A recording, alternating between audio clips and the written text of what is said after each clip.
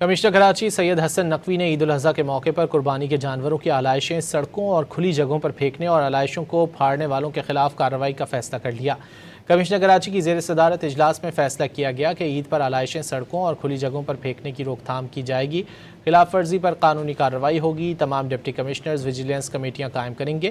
Assistant commissioner کی سربراہی میں قائم کی جانے والی کمیٹی میں ٹی ایم اے، بلدیہ عظمیٰ، کینٹونمنٹ بورڈ یا سالڈ ویسٹ مینجمنٹ بورڈ کا نمائندہ شامل ہوگا۔ لوکل گورنمنٹ ایکٹ کے تحت دفعہ 144 نافذ کی جائے گی، جس کے تحت آلائشیں سڑکوں پر پھینکنے اور پھاڑنے والوں کے خلاف FIR درج کی جا سکے گی۔